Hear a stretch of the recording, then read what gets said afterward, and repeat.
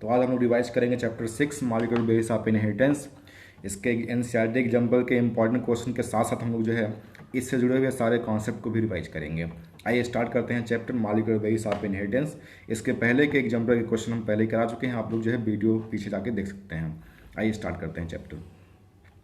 in a DNA strand the nucleotides are linked together by DNA stand में nucleotides आपस में जुड़े होते हैं। तो जो डीएनए के स्टैंड होते हैं उसमें न्यूक्लियोटाइड आपस में जुड़े होते हैं फास्फोडाइस्टर एस्टर बॉन्ड के साथ। ये तो इसका आंसर पहले बी वाला आंसर सही हो गया। अब कैसे सही हुआ ये देखते हैं।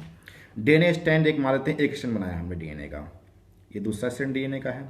हम एक टाइम पे एक स्टैंड के बारे में बात कर रहे हैं, एक स्टैंड को कंसिडर कर रहे हैं। तो ये हमारे पास डीएनए का एक स्टैंड है। इस डीएनए के स्टैंड पे ए लगा हुआ है, जी लगा हुआ है, टी लगा हुआ है, सी लगा हुआ है, इस तरीके से लगे हुए हैं नाइट्रोजन बेसिस। तो ये नाइट्रोजन बेसिस आपस में जुड़े कैसे होते हैं ये देखना है। जो यहाँ पे ये देखने के लिए हम थोड़ा सा क्रॉस सेक्शन कट करते हैं। इतना क्रॉस सेक्शन हमने कट किया, इतना क्रॉस सेक्शन कट किया हमने इस डीएनए का, तो देखा तो पाया हमने कि कुछ इस तरीके से यहाँ पे स्ट्रक्चर पाया जा रहा है। ये ऑक्सीजन, ये एक पेंटोज शुगर, ये यहाँ पे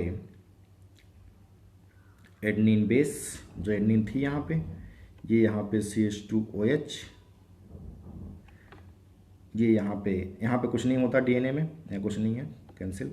यहाँ पे जो है ये OH, इस तरीके से ये जो है हमारे पास पूरा इस ए वाले पार्ट को देखा हमने तो पूरा इतना बन के आया, पूरा इतना ही दिखाई पड़ा हमको, ए वाला पार्ट बन के आया देखा हमने। तो इस पूरे पार्ट को बोलते हैं पूरा एक न्यूक्लियोटाइड है ये। इसमें नाइट्रोजनस बेस एडनिन है, पेंटोज शुगर है पूरी स्ट्रक्चर, और इसमें जो है CH2OH ग्रुप प्रेजेंट है।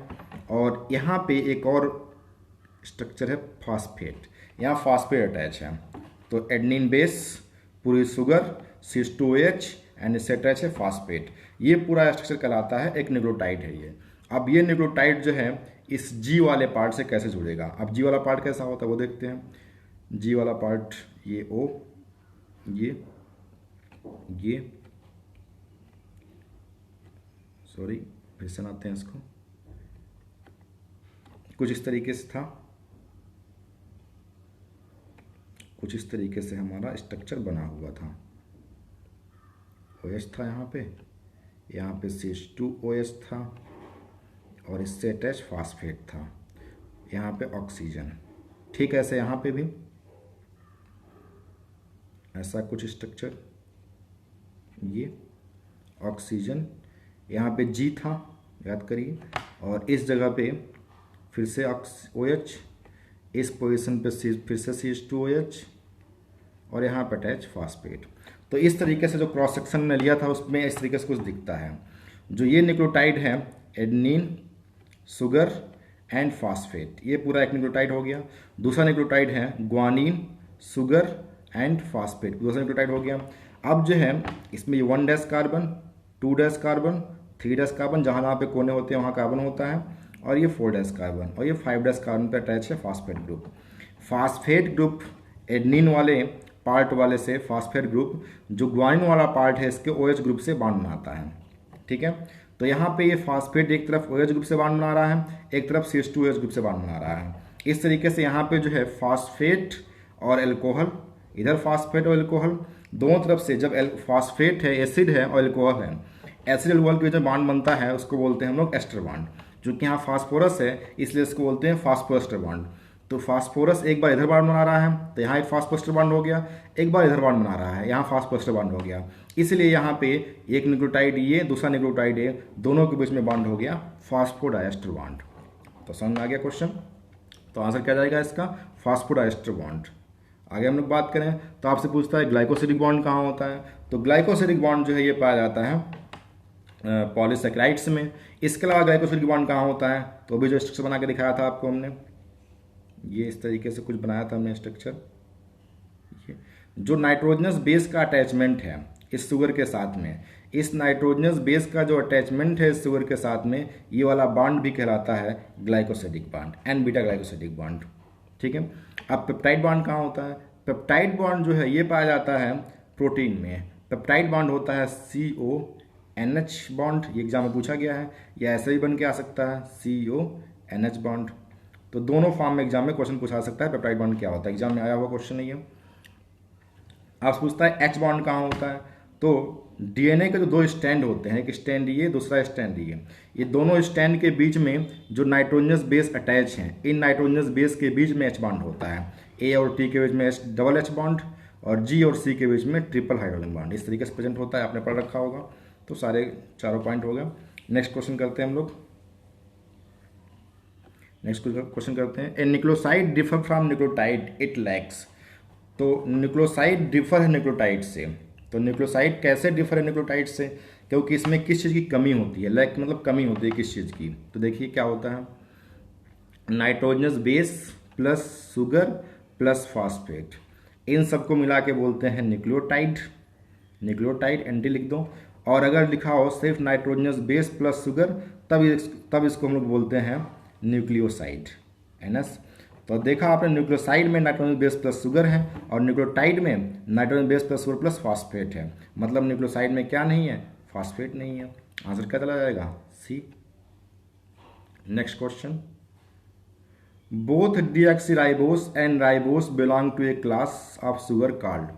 डीऑक्सीराइबोस और राइबोस शुगर एक क्लास ऑफ शुगर से बिलोंग करते हैं, क्या कहलाते हैं ये। तो देखिए डीऑक्सीराइबोस शुगर या राइबोस शुगर जो होते हैं ये जो है पेंटोज शुगर कहलाते हैं, क्योंकि इनका जो फार्मूला होता है, राइबोस शुगर का फार्मूला हम देखें तो फार्मूला होता है C5H10O5। तो इसमें 5 कार्बन है, इसलिए कहलाता है ये पेंटोज शुगर। डीऑक्सीराइबोस शुगर जो है इसमें भी राइबोस आ गया, तो ये भी पेंटोज शुगर है, तो दोनों पेंटोज शुगर है, आंसर इसका जाएगा सी। अब देखते हैं ट्रायो शुगर क्या होती है। तो आप पढ़ते होंगे ग्लाइकोलिसिस, ग्लाइकोलिसिस से बना था PgAl फास्फोग्लिसरल्डिहाइड, या बना था DHAP di hydroxy Aston phosphate, वो थे ट्रायो शुगर थे वो। हेक्सोस शुगर आप जानते ही हैं, ग्लूकोज में 6 कार्बन है, फ्रक्टोज में 6 कार्बन है, ग्लैक्टोज में 6 कार्बन है, तो वो हेक्सोस शुगर है। पॉलीसेक्राइड आप जानते ही हैं, ग्लाइकोजन, स्टार्च, सेलुलोज, ये सब पॉलीसेक्राइड हैं, तो इसका आंसर जाएगा पेंटोज। नेक्स्ट क्वेश्चन है question number 4, purine base always pair with hydrogen bond with pyrimidine base in the DNA double helix leads to. अब देखिए प्यूरिन बेस क्या होते हैं, प्यूरिन जो बेस होते हैं वो होते हैं एडनिन और ग्वानिन, और जो pyrimidine बेस होते हैं वो होते हैं साइटोसिन, थायमिन और यूरेसिल, ये होते हैं pyrimidine बेस। अब जो है प्यूरिन हमेशा बॉन्ड बनाता है pyrimidine से। एग्जाम्पल के लिए DNA का एक स्टैंड है इस तरीके, दूसरा स्टैंड ये है, तो इस तरफ अगर A है दूसरी तरफ T होगा, इस तरफ अगर G है दूसरी तरफ C होगा, अगर यहाँ पे C है दूसरी तरफ G होगा, तो मतलब एक तरफ अगर प्यूरिन है दूसरी तरफ pyrimidine होगा एग्जाम्पल के लिए। और ये बॉन्ड कैसे बनाते हैं, एडनिन हमेशा बॉन्ड बनाता है डबल बॉन्ड थायमिन के साथ, ग्वानिन हमेशा बॉन्ड बनाता है ट्रिपल बॉन्ड साइटोसिन के साथ। इस तरीके से इनके बॉन्ड बनाने की वजह से जो DNA के 2 स्टैंड हैं, एक स्टैंड ये एक स्टैंड ये, इन दोनों के बीच की जो डिस्टेंस है ये कॉन्टिन्यूअस बनी रहती है, चौड़ाई जो है ये लगातार बनी रहती है यूनिफॉर्म, और ये चौड़ाई होती है 20 एंगस्ट्रॉम, और 20 एंगस्ट्रॉम जो चौड़ाई होती है इसको हम लोग बोलते हैं डायमीटर ऑफ DNA। तो uniform with through out DNA, answer जाएगा इसका सी, विड्थ मतलब चौड़ाई ये। नेक्स्ट क्वेश्चन करते हैं, the net electric charge on DNA histone is. तो DNA के ऊपर चार्ज क्या होता है और फिर हिस्टोन के ऊपर क्या होता है, ये पूछा गया क्वेश्चन। तो DNA के ऊपर जो है चार्ज होता है नेगेटिव, क्योंकि इसमें फास्फेट ग्रुप प्रेजेंट है, OH ग्रुप पढ़ते होंगे आप लोग, न्यूक्लियोफाइल है, नेगेटिव इफेक्ट शो करता है, तो DNA के ऊपर चार्ज होता है नेगेटिव। हिस्टोन प्रोटीन जो होती है उसके ऊपर चार्ज कैसा होता है, तो हिस्टोन एक बेसिक प्रोटीन है और इसके ऊपर पॉजिटिव चार्ज होता है, तो आंसर जाएगा C, negative and positive. Next question, the promoter site and terminator site for transcription are located at. Promoter site और टर्मिनेटर साइट जो है ट्रांसक्रिप्शन में कहाँ स्थित होते हैं। तो देखिए ट्रांसक्रिप्शन की यूनिट क्या होती है वो देखते हैं हम लोग पहले। ट्रांसक्रिप्शन की यूनिट का मतलब होता है DNA के जिस स्टैंड से ट्रांसक्रिप्शन होके और सामने आगे चल के RNA का फॉर्मेशन होगा। तो ट्रांसक्रिप्शन यूनिट होती क्या है, ये DNA का स्टैंड, ये मान लेते हैं 3' स्टैंड, 5' 3'। इसको हम सिंपल फॉर्म में दिखाना चाहें तो ऐसे दिखा सकते हैं, ये हमारे पास 3' 5' और दूसरा स्टैंड 5' 3', इस तरीके से। जो ये स्टैंड पहला बना हुआ है इसको बोलते हैं टेम्पलेट स्टैंड, और दूसरा स्टैंड जो बना हुआ है इसको बोलते हैं कोडिंग स्टैंड, ठीक है। टेम्पलेट स्टैंड जो बना हुआ है 3 to 5 यहाँ पे होता है प्रमोटर साइट, यहाँ होता है स्ट्रक्चरल जीन, यहाँ होता है टर्मिनेटर जीन। याद कर लीजिए PST। ठीक है, अब जो है जो भी बातें हैं वो सारी बातें हम लोग जो है करते हैं with respect to coding stand. Coding stand के रिस्पेक्ट में सारी बात करते हैं। अगर हमसे पूछता है कि प्रमोटर साइट कहाँ पे है, तो ये जो है बाई कन्वेंशनल है, कन्वेंशन परंपरागत तरीके से यही बोलते हैं, NCERT के अकॉर्डिंग या परंपरा ये बनी हुई है कि सारी बातें कोडिंग स्टैंड के रिस्पेक्ट में कहनी है। और आपसे कहता है कि जो है प्रमोटर साइट कहाँ पे है, तो हम ये नहीं बोलेंगे कि 3 स्टैंड पे है, हम ये बोलेंगे कि प्रमोटर साइट जो है ये 5 स्टैंड पे है, क्योंकि हम सारी बातें करते हैं कोडिंग स्टैंड के रिस्पेक्ट में। अगर आपसे कहता है कि टर्मिनेटर साइट कहाँ पे है, तो हम बोलेंगे टर्मिनेटर साइट जो है प्रेजेंट है 3 एंड पे, क्योंकि हम सारी बातें करते हैं कोडिंग स्टैंड के रिस्पेक्ट में। ये चूंकि 5 बड़ा है और 3 छोटा है, 5 को बोलते हैं अप स्ट्रीम और 3 को बोलते हैं डाउन स्ट्रीम। तो आपसे पूछे कभी कि जो है कोडिंग स्टैंड, आपसे कभी पूछे एग्जाम में कि प्रमोटर साइट कहाँ पे है, तो आप बोल दीजिए 5 एंड पे है, या आप बोल सकते हैं कि जो है कहाँ पे है, ये टर्मिनेटर साइट पे है। 5 एंड पे है, आप बोल सकते हैं 5 एंड पे है, अप स्ट्रीम पे है। अगर आपसे पूछता है कि जो है, फिर से देख लीजिए, एक बार मिट गया था बीच में, फिर से देख लीजिए, कुछ इस तरीके से बनाया था हमने, ऐसा बनाया था हमने कहा था ये टेम्पलेट स्टैंड है, ये कोडिंग स्टैंड है, ये है 3 to 5 और ये है 5 to 3। दो ही बातें करनी है हमको रिस्पेक्ट टू कोडिंग स्टैंड करनी है। यहाँ पे प्रमोटर था, यहाँ पे स्ट्रक्चरल जीन था, यहाँ टर्मिनेटर था। अब हमसे बोला गया कि प्रमोटर साइट कहाँ पे, तो हम बोलेंगे प्रमोटर साइट है 5 एंड पे, क्योंकि with respect to coding stand बात करनी है, तो हम बोलेंगे प्रमोटर साइट 5 एंड पे है। हमसे कहा गया कि टर्मिनेटर साइट कहाँ पे है, तो हम बोलेंगे टर्मिनेटर साइट कहाँ प्रेजेंट है, 3 एंड पे प्रेजेंट है। ये 5 बड़ा है इसलिए इसको बोलेंगे अप स्ट्रीम, 3 छोटा है इसको बोलते हैं डाउन स्ट्रीम। तो आपसे पूछता है प्रमोटर साइट कहाँ पे है, तो आप बोल सकते हैं कि ये 5 एंड पे है, या बोल सकते हैं ये अप स्ट्रीम पे है। और टर्मिनेटर साइड कहाँ पे है, तो ये 3 एंड पे है या फिर ये डाउन स्ट्रीम पे है। तो आंसर इसका चला जाएगा 5 stream end 3 downstream respectively of transcription unit. तो आंसर जाएगा इसका बी। नेक्स्ट क्वेश्चन करते हैं, which of the following statement is most appropriate for sickle cell anaemia. Sickle cell anaemia के लिए सबसे कौन कौन से स्टेटमेंट जो है अच्छे हैं, सही है। मतलब अब सिकल सेल एनीमिया क्या होता है, हमारी आरबीसी का शेप जो नॉर्मल शेप है, उस नॉर्मल शेप से हट के जो हमारी आरबीसी का शेप है वो हो जाता है सिकल शेप का। हमारी आरबीसी का शेप हो गया हंसियाकार, सिकल शेप का। सिकल शेप का होने की वजह से जो है इसके अंदर जो है जो मलेरिया के पैरासाइट हैं वो जो है अपना रिप्रोडक्शन नहीं कर पाते या अपनी जो है संख्या नहीं बढ़ा पाते। तो ऐसे केस में जो है वो समझ सकते हैं ग्रो नहीं कर सकते। तो ऐसे केस में ऐसे लोगों को जिसमें सिकल सेल एनीमिया होते हैं उनको मलेरिया नहीं होती, उनके अंदर रेजिस्टेंसी आ जाती है। दूसरी बात, सिकल सेल एनीमिया जो है एक जेनेटिक डिसीज है, और जेनेटिक डिजीज या मॉलिक्यूलर डिजीज है, डीएनए में चेंज होने की वजह से हुई है, डीएनए में चेंज हुआ, आयरन में चेंज हुआ, इसकी वजह से बीमारी हो गई है सिकल सेल एनीमिया। तो ये जेनेटिक बीमारी है, और जेनेटिक बीमारी जो है किसी सप्लीमेंट देने से सही नहीं होती। तो इसमें आयरन सप्लीमेंट दे दें या कोई सप्लीमेंट दे दें, ये सही नहीं हो जाएगी।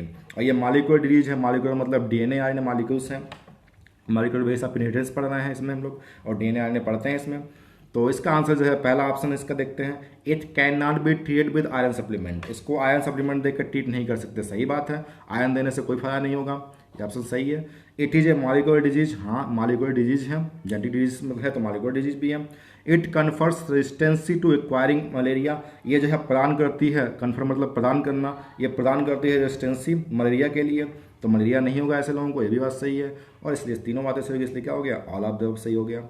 नेक्स्ट क्वेश्चन करते हैं, which of the following is true with respect to AUG। तो AUG जो है कोडान है, और ये कोडान जो है मेथिओनिन को कोड करता है, और कोडान लगभग यूनिवर्सल होते हैं। हमारी बॉडी में जो कोडान की वैल्यू है, जैसे AUG की वैल्यू जो मेथिओनिन की है वही आपकी बॉडी में है, वही किसी कुत्ते की बॉडी में मेथिओनिन की कोडान की वैल्यू है, वही किसी इंसेक्ट की बॉडी में है। मतलब जो है जो कोडान होते हैं लगभग यूनिवर्सल होते हैं, सब में जो है ये एक निश्चित अमीनो एसिड को कोड करते हैं और यूनिवर्सल होते हैं, इसका मतलब। तो it code for methionine only AUG, हाँ सही बात है। इट इज इनिशिएशन कोडान, जब भी प्रोटीन सिंथेसिस होती है सबसे पहला जो कोडान यूज में आता है वो होता है AUG, इसलिए ये जो है इनिशिएशन कोडान है। It code for methionine both prokaryotes and eukaryote. ये कोड करता है मेथियोनिन को प्रोकैरियोट में यूकैरियोट में, चाहे कोई भी, ये यूनिवर्सल होते हैं कुरान, चाहे कोई भी ऑर्गेनिज्म हो उसमें जो है ये मेथियोनिन को ही कोड करेगा AUG, या इसके अलावा जो भी कुरान होते हैं वो जो है यूनिवर्सल ही होते हैं, तो सब जो है हर जगह एक ही अमीनो एसिड कोड करते हैं वो सब, तो इसलिए जो है क्या हो गया, ये भी सही हो गया, इसलिए 4 ऑप्शन सही हो गए। Next question, first genetic material could be. पहला जेनेटिक मटेरियल जो है RNA था, क्योंकि जो है RNA अधिक एक्टिव है, अधिक रिएक्टिव है, और आप जानते हैं कि शुरुआत में जो है अनस्टेबिलिटी ज़्यादा थी, स्टेबिलिटी बहुत कम थी उस समय पे, तो ऐसे केस में रिएक्टिविटी काफ़ी आ जाती, और रिएक्टिव होने के लिए जो जेनेटिक मटेरियल ऐसा होना चाहिए था उस समय पे जो कि जो है अधिक तेज़ी से काम कर पाए, और अधिक तेज़ी से काम कर पाता है कौन, RNA, तो RNA इसका आंसर हो जाएगा।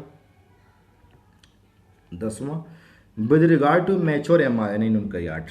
मैच्योर mRNA के रिस्पेक्ट में यूकैरियोट में बताया गया है exon intron do not appear in the mature RNA। अब मैच्योर RNA होता क्या है ये देख लेते हैं, मैच्योर mRNA होती क्या है। ये है DNA।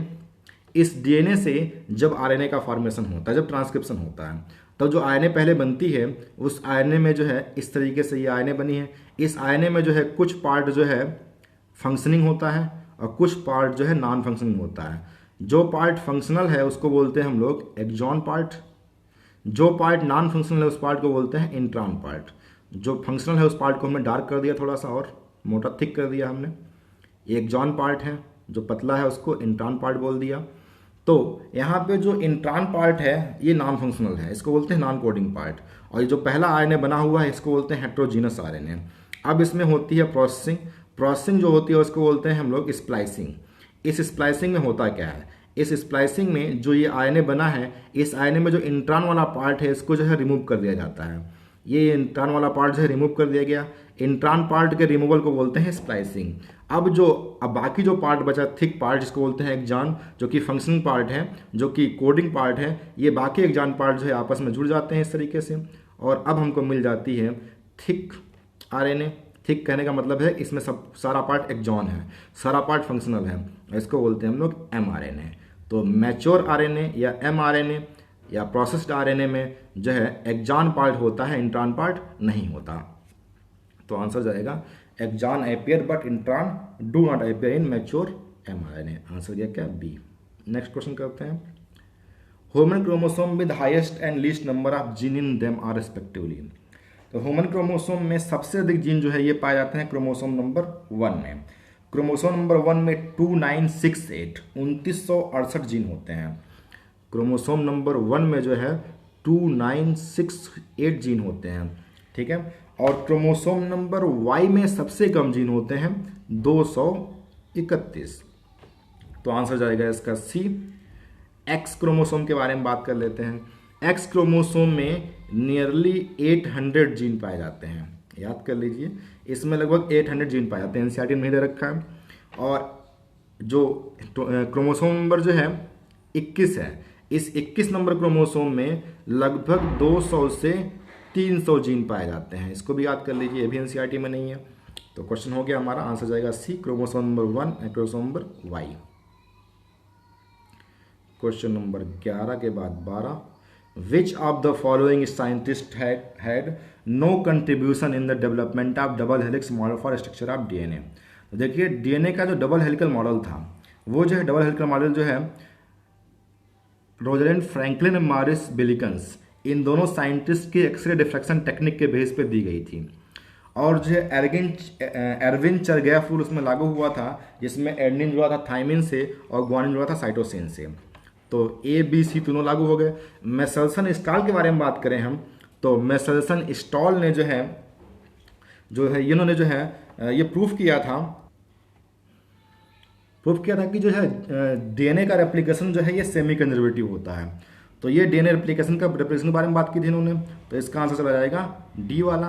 और इन दोनों के बारे में क्या बताया कि इन्होंने दी थी एक्सरे डिफ्रैक्शन टेक्निक, जिसके बेसिस पे जो है DNA का डबल हेलिकल मॉडल दिया गया था। और एरविन चरगैफ ने जो है चरगैफ रूल दिया था, जिसमें बताया था उन्होंने कि एडेनिन जुड़ता है थाइमिन से, ग्वानिन जुड़ता है साइटोसिन से, ट्रिपल बॉन्ड से, और ये वाला डबल बॉन्ड से इधर, ठीक है। नेक्स्ट क्वेश्चन करते हैं, DNA is a polymer of nucleotide which are linked to each other by 3' to 5' phosphodiester bond.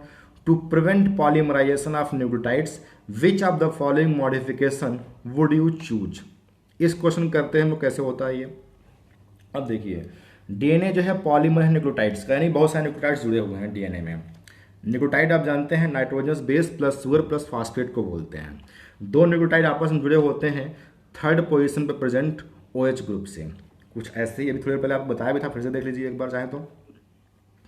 ये हमारे पास एक न्यूक्लियोटाइड हम बना रहे हैं। दो न्यूक्लियोटाइड कैसे जुड़े होते हैं दिखाते हैं आपको।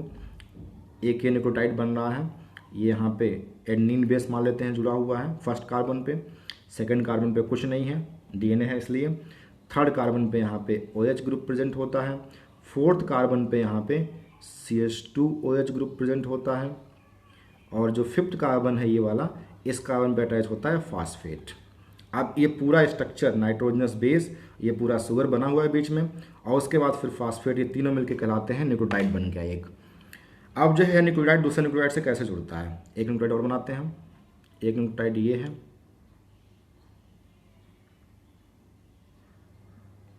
एक ये न्यूक्लियोटाइड है, मान लेते हैं यहाँ पे जी जुड़ा हुआ है।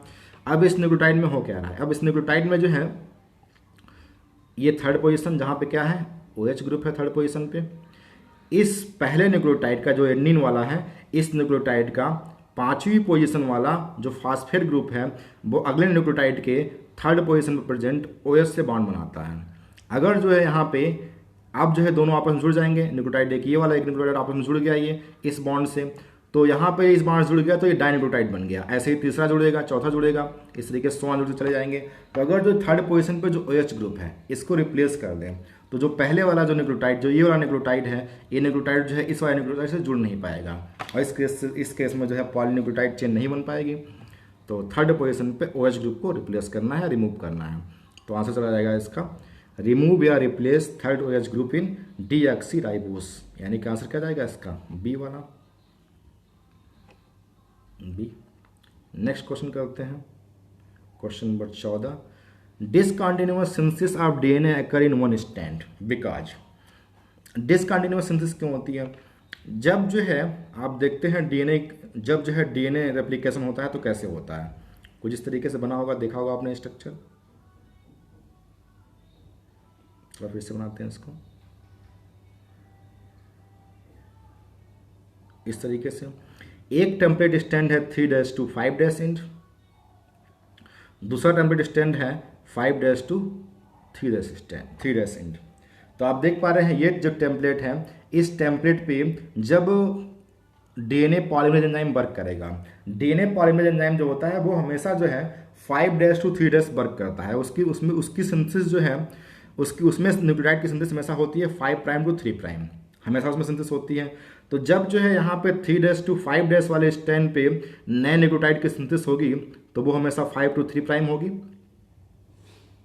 5 to 3' होगी, क्योंकि ऐसे डीएनए पॉलीमरेज से वर्क ही करता है। तो ये ऐसे जब सिंथेसिस होगी तो उसको हमेशा जो है यहाँ पे कॉम्प्लीमेंट्री मिलते चले जाएंगे, उसको यहाँ पे इस पे करने में आसानी होगी। लेकिन जब इस स्टैंड पे सिंथेसिस करनी होगी तो यहाँ पे जो है जो टेम्पलेट स्टैंड है वो भी 5 to 3' है, और जो न्यूक्लियोटाइड सिंथेसिस होती है वो भी 5 to 3' होती है। तो ऐसे केस में यहाँ पे जो डीएनए पॉलीमरेज एंजाइम है वो जो है यहाँ पे सिंथेसिस जो है कॉन्टिन्यूअस इस तरीके लगातार नहीं कर पाता, यहाँ पर टुकड़ों में सिंथेसिस करता है इस तरीके से, और इसलिए इसको बोलते हैं डिसकंटिन्यूअस सिंथेसिस। तो डीएनए डिपेंडेंट डीएनए पॉलीमरेज जो है सिर्फ एक ही डायरेक्शन में सिंथेसिस करता है 5' to 3', इसलिए जब स्टैंड 5 to 3' मिल जाता है तो इस पर टुकड़ों में सिंथेसिस होती है, और टुकड़ों में सिंथेसिस होना डीएनए का कहलाता है डिसकंटिन्यूअस सिंथेसिस ऑफ डीएनए। तो आंसर चला जाएगा इसका B, DNA dependent DNA polymerase catalyse polymerisation only one direction. Question number 15। Which of the following step in transcription is catalyzed by RNA polymerase? निम्नलिखित में से कौन सा स्टेप ट्रांसक्रिप्शन में जो है कैटलाइज किया जाता है RNA पॉलीमरेज से। तो देखिए जब ट्रांसक्रिप्शन होती है तो ट्रांसक्रिप्शन होने में लाइकोपेन पढ़ाया हमने, आप पीछे के वीडियोज में जाकर देख सकते हैं, लाइकोपेन में पूरा बताया हमने। तो ट्रांसक्रिप्शन में होता क्या है, ट्रांसक्रिप्शन में जो प्रोमोटर साइट होती है, प्रोमोटर साइट पे जो है अटैचमेंट होता है RNA पॉलीमरेज का, और वहाँ से जो है सिंथेसिस हो जाती है, ट्रांसक्रिप्शन होने लगती है, प्रोटीन सिंथेसिस होने, ट्रांसक्रिप्शन मतलब आरएनए की सिंथेसिस होने लगती है। तो होता कैसा है ये, आरएनए के सिंथेसिस होने में जो इनिशिएशन वाला स्टेप है, उस स्टेप में जो है एक फैक्टर लगता है, उस फैक्टर को बोलते हैं सिग्मा फैक्टर। और जो टर्मिनेशन स्टेप है उसमें फैक्टर लगता है, उसको बोलते हैं हम लोग रो फैक्टर। तो एक तरफ शुरुआत में सिग्मा फैक्टर, लास्ट में रो फैक्टर लगता है। और जो इलांगेशन स्टेप है यहाँ पे वर्क करता है आरएनए पॉलीमरेज। तो आंसर इसका क्या जाएगा, बी वाला। Next question, control of gene expression in prokaryote takes place at the level of. Prokaryote में जीन का एक्सप्रेशन जो है स्टार्ट होता है जब ट्रांसक्रिप्शन होता है, तब एनसीईआरटी में लाइन लिखा हुआ है लाइकोपेरान में कि जो है control of gene expression in prokaryote start, या इसके लिए लिखा हुआ है कि जो है इसके लिए प्रीडोमिनेंट साइट जो है वो है ट्रांसक्रिप्शन की शुरुआत, ट्रांसक्रिप्शन जहाँ पे होती है। तो आंसर इसका चला जाएगा क्या, ट्रांसक्रिप्शन, ये वाला। नेक्स्ट स्टेप है, which of the following statement is correct about the role of regulatory protein. Regulatory protein के लिए जो है कौन सा, which of the following statement is correct about the role of regulatory protein transcription in prokaryote. Regulatory protein के लिए कौन सी बात जो है करेक्ट है, ये देखते हैं हम लोग। तो रेगुलेटरी प्रोटीन होती क्या है, इसके बारे में बात करते हैं। तो they interact with RNA polymerase but do not affect the expression, they can act as both activator and repressor. ये भी जो है ऑप्शन दे रखा है आपका, ये भी क्वेश्चन दे रखा है आपका लाइकोपेरान में। तो जो रेगुलेटरी प्रोटीन होती हैं ये रेगुलेशन करती हैं, ये जो है ट्रांसक्रिप्शन में रेगुलेशन करती हैं। रेगुलेशन जो करता है वो जो है पॉजिटिव वर्क भी कर सकता है, नेगेटिव वर्क भी कर सकता है।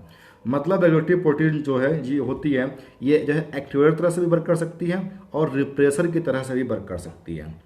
तो आंसर चला जाएगा इसका डी। नेक्स्ट क्वेश्चन करते हैं, which by the last human chromosome to be completely sequenced. तो क्रोमोसोम नंबर 1 जो था इसको कंप्लीटली सिक्वेंस्ड होने में काफ़ी टाइम लगा था। इसमें सबसे अधिक जीन 2968 जीन थे। ह्यूमन जीनोम प्रोजेक्ट 1990 में स्टार्ट हुआ था, ह्यूमन जीनोम प्रोजेक्ट 1990 में स्टार्ट हुआ था और 2003 में कंप्लीट होना था। लेकिन जो है क्रोमोसोम नंबर 1 की सिक्वेंसिंग जो है 2003 में नहीं हो पाई थी, 2006 में हो पाई थी। इसलिए ये लास्ट जो है ह्यूमन क्रोमोसोम था जिसकी सिक्वेंसिंग सबसे लास्ट में हो पाई थी, वो क्रोमोसोम नंबर 1 था जिसकी सिक्वेंसिंग 2006 में हुई थी। ह्यूमन जीनोम प्रोजेक्ट 1990 में स्टार्ट हुआ, पूछा गया एग्जाम में आपके नीट में। Next question, which of the following are the function of RNA. RNA का फंक्शन कौन है, it is carrier of genetic information from DNA to ribosome synthesising polypeptide. तो इसके अलावा it carries amino acid to ribosome, it is constituent component of ribosome. देखते हैं, पहला it is carrier for genetic information from DNA to ribosome synthesising polypeptide. तो ठीक है, सही है, क्योंकि जो है ये जेनेटिक इन्फॉर्मेशन को जो है आरएनए कैरी करता है, डीएनए से आरएनए में जो है जेनेटिक इन्फॉर्मेशन पहुंचती है। कैसे देखते होंगे आप लोग, ये डीएनए है, इस डीएनए से इन्फॉर्मेशन पहुंचती है एमआरएनए के पास, ये, और एमआरएनए के पास इन्फॉर्मेशन पहुंचेगी, एमआरएनए से मिलेगा राइबोसोम और प्रोटीन की सिंथेसिस होगी। तो पहला ऑप्शन सही हो गया। दूसरा option, it carries amino acid to ribosome. अब जो है बात हो रही है आरएनए की कि आरएनए जो है कैरी करते हैं अमीनो एसिड को राइबोसोम के पास। तो टीआरएनए जो होता है वो जो है अमीनो एसिड लेके जाता है राइबोसोम के पास। It constituent component of ribosome, तो जो आरएनए होता है वो राइबोसोम का स्ट्रक्चर भी बनाता है। तो इसलिए जो है यहाँ पे आरएनए जो है राइबोसोम का स्ट्रक्चर बनाता है। इस तरीके से इसका आंसर सी भी सही हो गया। तो आंसर जाएगा क्या इसका, D, all of the above. तो जेनेटिक इन्फॉर्मेशन के लिए एमआरएनए, अमीनो एसिड को कैरी करने के लिए टीआरएनए, और राइबोसोम की कॉन्स्टिट्यूएंट राइबोसोम के लिए जो है क्या जाएगा इसका आंसर, राइबोसोम का जो स्ट्रक्चर बनाने के लिए हो जाए। तो इसमें हम लोग बात कर रहे थे, तो इसका आंसर हो गया चौथा। ठीक है, सारे ऑप्शन हो गए इसके। नेक्स्ट है question number 20, while analysing the DNA of an organism a total number of 5386 nucleotides were found out which of the proportion of different bases were adenine 29%, guanine 17%, cytosine 32%, thymine 17%। Chargaff rule को follow करते हुए बताना है हमको answer इसका। अब देखिए, adenine, बात करें हम एडेनिन की, तो एडेनिन हो गया 29%। एडेनिन जुड़ता है थायमिन से, बात करें हम थायमिन की, तो चरगेफ रूल के अकॉर्डिंग जो है एडनिन को थायमिन जुड़ना चाहिए। एडनिन अगर जुड़ेगा थायमिन से, एडनिन जुड़ेगा थायमिन से, एडनिन है 29% और थायमिन है हमारा 17%। अब देख पा रहे हैं आप, एडनिन 29%, थायमिन है 17%, तो ये दोनों आपस में जुड़ ही नहीं पाएंगे क्योंकि चरगेफ रूल के अकॉर्डिंग जो है दोनों इक्वल होने चाहिए। दोनों इक्वल नहीं है तो जाहिर है यहाँ पे डबल स्टैंडर्ड डीएनए तो नहीं हो सकता। तो आंसर देखते हैं इसमें, पहला ऑप्शन है double standard circular DNA, double stand तो होगा ही नहीं, पहला ऑप्शन गलत हो गया। दूसरा it is single stand DNA, single हो सकता है। तीसरा डबल स्टैंडर्ड तो होगा ही नहीं। नो कंक्लूजन, कंक्लूजन तो कोई drawn, no conclusion can be drawn, कोई कंक्लूजन ड्रॉन नहीं हो सकती, गलत है। कंक्लूजन क्यों नहीं हो रही है? कंक्लूजन तो पता चल ही रहा है यहाँ पे क्योंकि यहाँ दे रखा है कि न्यूक्लियोटाइड है तो डीएनए होगा ही होगा। तो यहाँ पे आंसर जाएगा इसका single standard DNA. Next question है in some viruses DNA is synthesised by using RNA template such a DNA is called. तो डीएनए की सिंथेसिस हो रही आरएनए से। जब डीएनए की सिंथेसिस आरएनए से होती है, जब आरएनए से डीएनए की सिंथेसिस होती है तो ऐसे केस में एंजाइम एक बार करता है, उसको बोलते हैं रिवर्स ट्रांसक्रिप्टेज। और जब आरएनए से डीएनए सिंथेसिस होती है तो इस डीएनए को बोलते हैं कॉम्प्लीमेंट्री डीएनए, स्मॉल सी लिखते हैं यहाँ पे, ये कॉम्प्लीमेंट्री डीएनए कहलाता है। ए डीएनए, बी डीएनए, ये जो है एक डीएनए के टाइप हैं, आपने पढ़ लिखे होंगे ZABCD डीएनए। और अगर कैपिटल सी लिखा होता है यहाँ पे तो वो कॉम्प्लीमेंट्री डीएनए नहीं होता, वो डीएनए का एक टाइप हो जाता है, जैसे ABCDZ डीएनए होते हैं। स्मॉल से लिखा हुआ है तो इसका मतलब कॉम्प्लीमेंट्री डीएनए है। तो इसका आंसर हो गया कॉम्प्लीमेंट्री डीएनए। आर डीएनए होता है रिकॉम्बिनेंट डीएनए को बोलते हैं, बायोटेक्नोलॉजी में पढ़ेंगे हम लोग। नेक्स्ट क्वेश्चन करते हैं। मेसल्सन स्टॉल ने प्रूफ किया था डीएनए रेप्लिकेशन सेमी कंजर्वेटिव होता है। देखते हैं कैसे होता है। N15 का मतलब होता है दोनों स्टैंड डीएनए के दोनों स्टैंड में N15 है, मतलब दोनों स्टैंड जो है हैवी हैं। N15 N14 है तो मिक्स हो गया, मतलब ये हाइब्रिड हो गया। N14 जो है ये लाइट हो गया, तो ये हैवी हो गया, ये हाइब्रिड हो गया और ये लाइट हो गया। अब देखिए मेसल्सन स्टॉल के एक्सपेरिमेंट में जब उन्होंने एक्सपेरिमेंट किया था तो उस समय पे जो है जो रिजल्ट मिले थे वो किसी भी जनरेशन में जो है हैवी वाले नहीं मिले थे, मतलब ये तो हो जाएंगे 0। कभी भी एग्जाम में क्वेश्चन आए लिखा हो मेसल्सन स्टॉल एक्सपेरिमेंट, तो ऐसे केस में जो है आप ध्यान रखिएगा कि जो है वहाँ पे किसी भी जनरेशन में वहाँ पे हैवी वाले नहीं मिले थे। ठीक है, अब बात करते हैं लाइट और हाइब्रिड की। लाइट हाइब्रिड कितने मिलते हैं, तो पहले देखते हैं हम लोग कितने जो है डीएनए बन सकते हैं। तो नंबर ऑफ डीएनए जो मॉलिक्यूल बनते हैं वो बनते हैं 2n। अब 2n जो बनेंगे, यहाँ पे n क्या है, n है नंबर ऑफ जनरेशन, मतलब कितनी जनरेशन तक जो है डीएनए का सिंथेसिस हुई है। तो यहाँ लिखा हुआ है 4 जनरेशन तक, तो 2n में लिखेंगे 2 4 लिखेंगे कितने आएंगे 16 आएंगे। अब इसमें आपको याद रखना है चाहे कितने भी बने, चाहे 10 बने, चाहे 8 बने, चाहे 6 बने, चाहे 16 बने, चाहे 24 बने, चाहे 50 बने, कितने ही बने, जो हाइब्रिड डीएनए मॉलिक्यूल बनते हैं वो हमेशा 2 ही बनते हैं। अगर हाइब्रिड हमेशा 2 बनेंगे तो लाइट कितने बनेंगे, इसमें 16 में से 2 निकल गए, कितने बचे 14, तो यहाँ पे लाइट बनेंगे 14। ठीक है, तो चाहे जितने भी बने उसमें हमेशा 2 आप हाइब्रिड निकाल दीजिएगा, बाकी बचे हुए क्या कहलाएंगे, लाइट कहलाएंगे। तो 16 टोटल बने 2n फार्मूला लगा के, और 16 में से जो है आपके बाकी जो है 2 तो हाइब्रिड हो गए और बाकी क्या बचे 14 लाइट। तो रेशियो पूछा है यहाँ पे, तो ये तो इतना 0 हो गया। N14 कितना हो गया, ये हाइब्रिड वाला 2 हो गया। N14 कितना हो गया, ये 14 हो गया। तो 0 to 14 यानी कि 017, आंसर क्या जाएगा डी वाला। Question number 23, if the sequence of nitrogenous base of the coding stand of DNA in the transcription unit is. देखिए अब जो है यहाँ पूछा गया है कि जो है कोडिंग स्टैंड, डीएनए का कोडिंग स्टैंड दे रखा है ट्रांसक्रिप्शन यूनिट पे। अब पूछा गया है जो इससे आरएनए बनेगी वो क्या बनेगी। तो जब भी कभी कोडिंग स्टैंड दे रखा हो, तो डीएनए का कोडिंग स्टैंड दे रखा हो, उससे आरएनए बनाना हो, तो हम क्या करते हैं, जो कोडिंग स्टैंड में थाइमिन है, इस थाइमिन की जगह पे यूरेसिल लिख देते हैं और बाकी पूरा का पूरा ऐसे ही उतार देते हैं। तो मतलब इसका जो है जो रिजल्ट आएगा वो आएगा 5' ए ही रहेगा, टी की जगह पे यू हो जाएगा, जी ही रहेगा, मतलब सब कुछ वैसे रहेगा, बस टी की जगह पे यू कर देना है। तो पहला ऑप्शन देखते हैं, ए रहा, टी की जगह पे यू हो गया, जी जी ए टी की जगह पे यू, पहला ऑप्शन ही सही हो गया। Next question, question number 24, the RNA polymerase holo enzyme transcribes. RNA polymerase पूरा एक एंजाइम है, होलो एंजाइम पूरे एंजाइम को बोलते हैं, और जो है ये ट्रांसक्रिप्शन करता है, ये ट्रांसक्राइब करता है, क्या बनाता है ये। तो देखिए आरएनए पॉलीमरेज जो है क्या करता है, ये डीएनए मॉलिक्यूल, इस डीएनए मॉलिक्यूल में प्रमोटर रीजन होता है, स्ट्रक्चरल रीजन होता है, टर्मिनल रीजन होता है।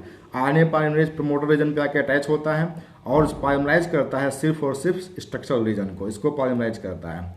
तो आंसर इसका क्या चला जाएगा, स्ट्रक्चरल जीन ओनली, आंसर इसका जाएगा D. Question number 25, if the base sequence of codon in mRNA 5-AUG3 the sequence of tRNA pairing with it must be. तो देखिए अगर mRNA पे कोडान है 5-AUG3, तो इसके रिस्पेक्ट में tRNA पे होती है एंटी कोडान, इसके रिस्पेक्ट में tRNA पे होती है एंटी कोडान, और जो एंटी कोडान होती है वो होती है 3' और A का उल्टा U को उल्टा A और G को उल्टा C और यहाँ पे 5', ये एंटी कोडान आता है tRNA के ऊपर। लेकिन यहाँ पे जो ऑप्शन दे रखे हैं वो दे रखे हैं 5' to 3', तो 5' to 3' दे रखा है, तो इसका उल्टा करके लिख देंगे, इसका उल्टा लिखेंगे तो क्या आएगा, CAU, ये 5-3, ये इसका उल्टा ये आ जाएगा CAU3, तो CAU किस में दे रखा है, CAU दे रखा है बी वाले में, आंसर क्या जाएगा बी वाला। Question number 26, the amino acid attach to tRNA at it's.